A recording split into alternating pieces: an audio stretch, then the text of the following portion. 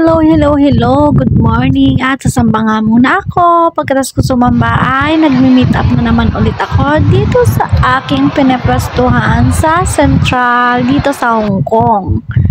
At eto yung mga ganap dito. Ayan, nilabas ko na nga yung paninda ko kasi iniisip ko baka hindi dumating yung customer ko. Kaya naman dinisplay ko na siya at pinakita ko na sa mga dumadaan kasi baka merong magkagusto. At nakatapos na nga at sa awa naman ay nakuha na yung item. Akala ko kasi bogus kasi ang tagal niya mag-reply.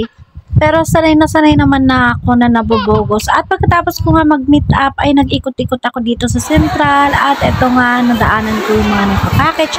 At ito yung kaganapan dito sa Central. Dito naman sa Exit E ay busy rin yung mga kababayan nating Pilipino. At ito nga may kanya-kanya silang pwesto dito. May iba na nagtitinda at ayan paikot-ikot yung mga pulis. Kanya-kanya nga ganap dito sa Central tuwing Sunday or tuwing holiday ng mga katulong dito.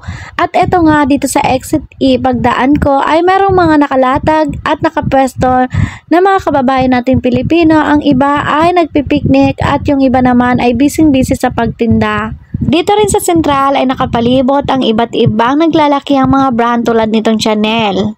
Nandito na nga rin ako sa Exit K at ito yung mga nadatnan ko dito at busy rin yung mga tao sa pagtitinda at mga namimili.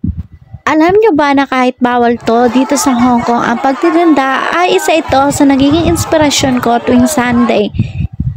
Palihim kasi akong humahanga sa mga kapwa nating OFW na nakikipagsapalaran dito kahit na bawal ito. Napakalaki nga ng magiging multa pag nahuli ka rito. Nasa 10,000 rin sa Pilipinas ang multa dito. At syempre kukunin rin yung ID at meron ka ng bad record. At nandito ko na nga ako sa sikat dito sa Central, ang Black Man. Hangang-hanga nga ako sa mga nagtitinda rito kasi 6 na araw na silang pagod sa pagtatrabaho at yung isang araw na sana na ipapahinga nila ay nilalaan pa rin nila sa paghahanap buhay para may maibigay sa mga pamilya.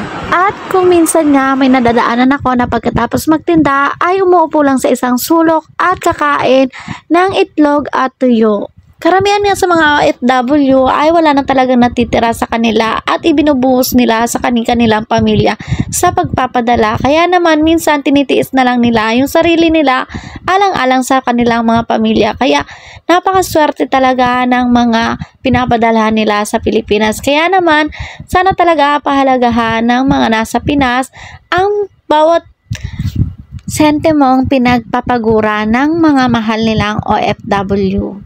At bilang isang OFW na rin, ngayon ko nga lang napatunayan na sobrang hirap pala ang kalagayan ng ating mga OFW. Yung malayo lang sa pamilya ay sobrang hirap na.